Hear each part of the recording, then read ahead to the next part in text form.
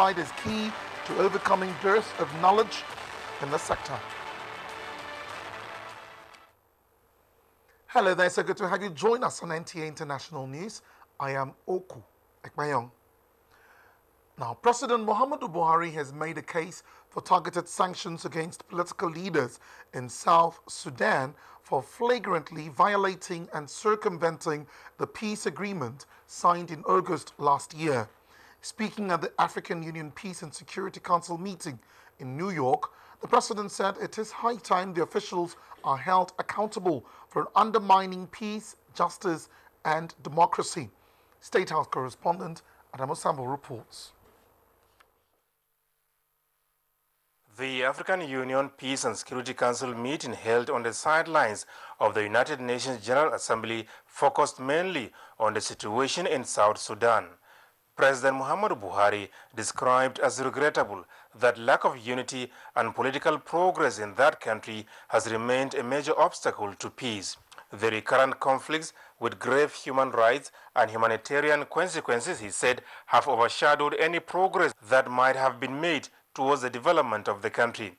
President Buhari said the only viable way forward to resolving the crisis is the respect of all the African Union Peace and Security Council decisions and abide by all the United Nations Security Council resolution on South Sudan.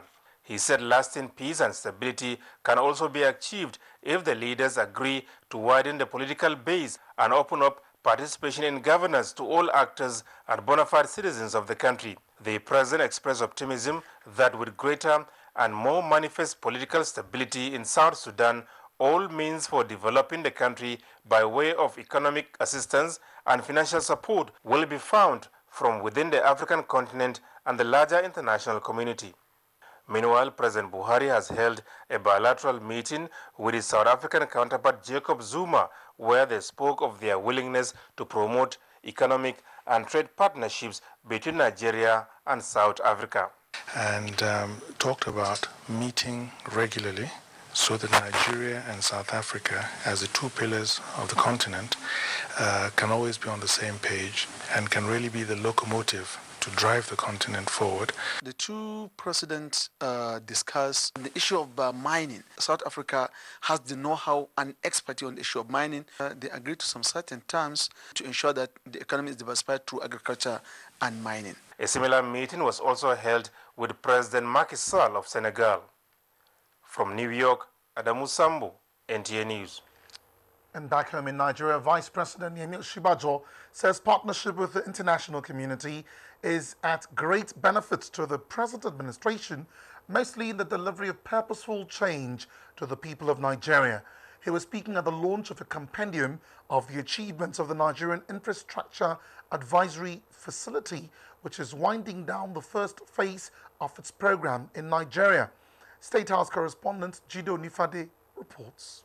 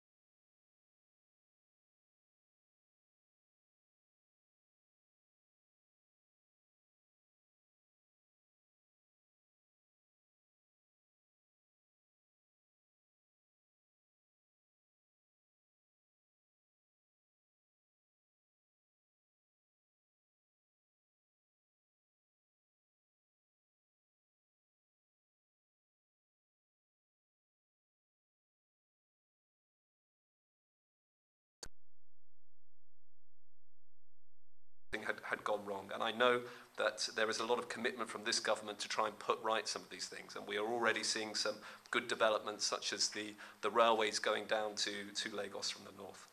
As observed by the officials of NEAV, the challenges are many for the country, and so are the opportunities.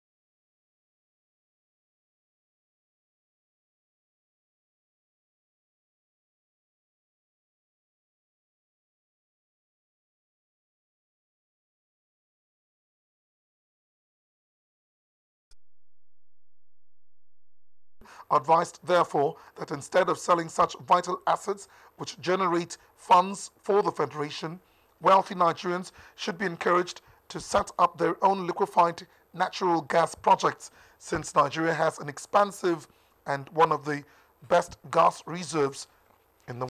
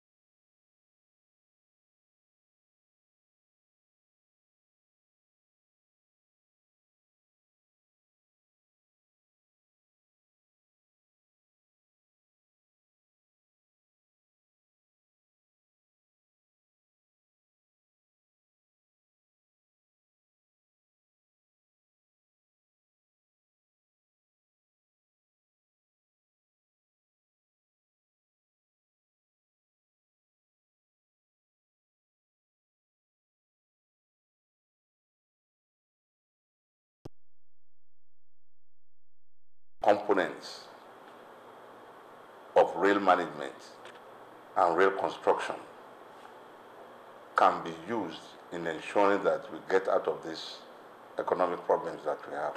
The only way democracy can be defended is if it is seen by the people.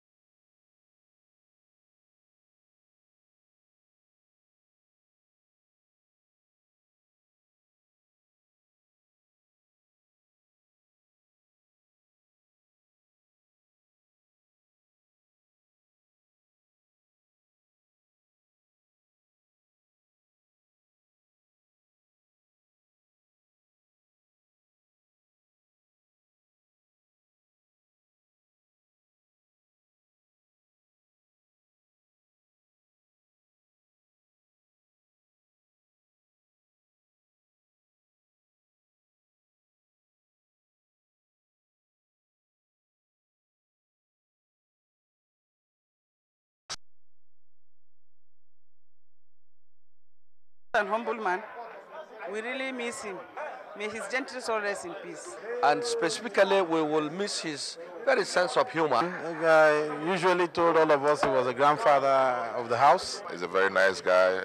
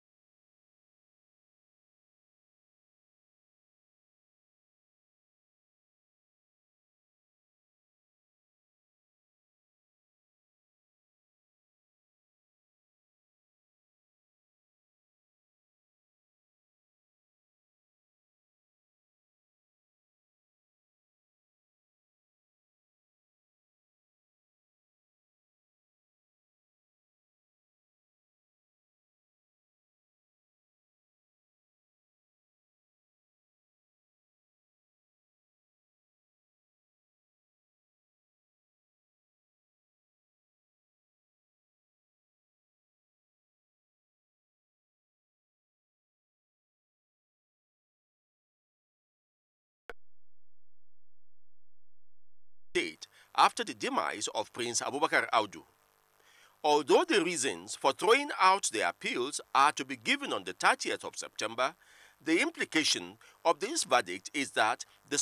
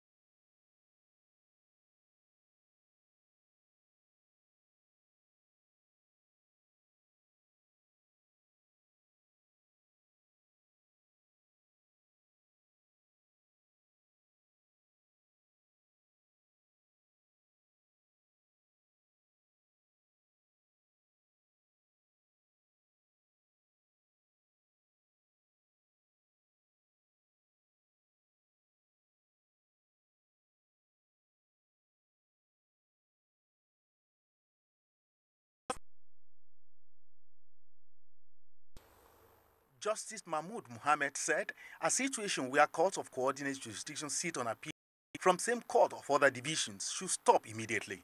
The Chief Justice of Nigeria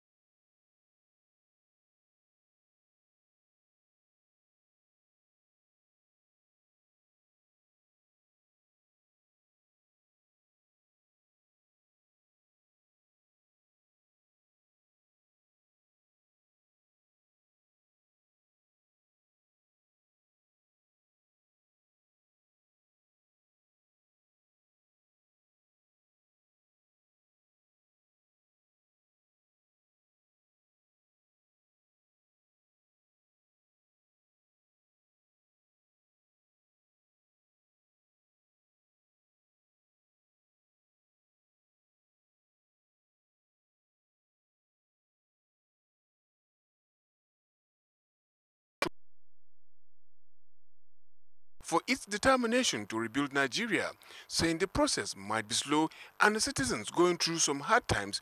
She said the NCWS is optimistic that the President Muhammadu Buhari-led administration will reshape Nigeria for good. On the Change Begins With Me campaign, Gloria Shoda told the minister that the NCWS, as the umbrella body of all women's societies, will mobilize in support of the Change Begins With Me campaign.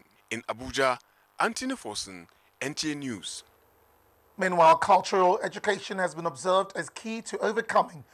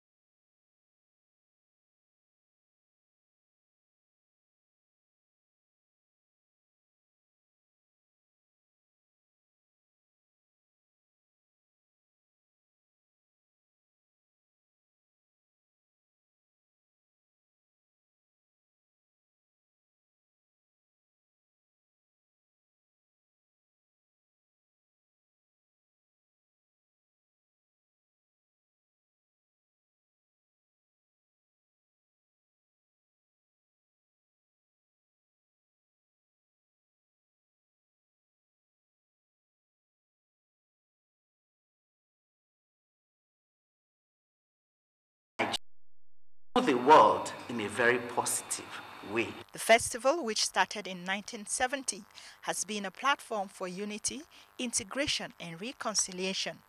This year's edition of the festival is scheduled to hold in Uyo, Akwa Ibom State from the 2nd to the 9th of October, with the theme Exploring the Gold Mine Inherent in Our Creative Industries.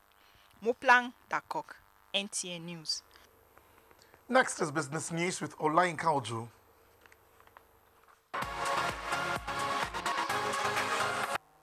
Welcome to Business News. The National Bureau of Statistics has released a revised version of the Capital Importation Report for the second quarter with estimated investment inflow of $1.04 billion. The investment inflow represents an increase of 46.58% over the amounts recorded in the first quarter of this year.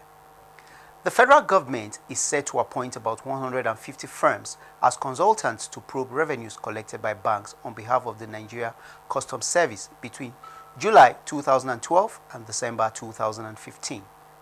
This is sequel to a probe of the revenues collected by the banks between January 2008 and June 2012, which revealed that the banks failed to remit 12 billion naira that they collected in taxes and duties on behalf of government revenue agencies.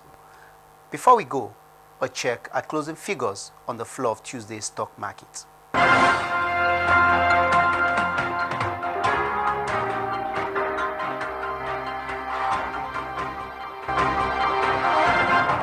And that's it on the business segment of the news. I am Olayinka Ojo. And Uche Nwizu now has reports on stories trending around the globe. The United Nations Secretary General Ban Ki-moon has advised authorities in the Democratic Republic of Congo to ensure its security forces apply caution in dealing with demonstrations. He was speaking following repeated violence in the country, which has claimed many lives. In Somalia, 5 million children are reported to be facing hunger due to failed rains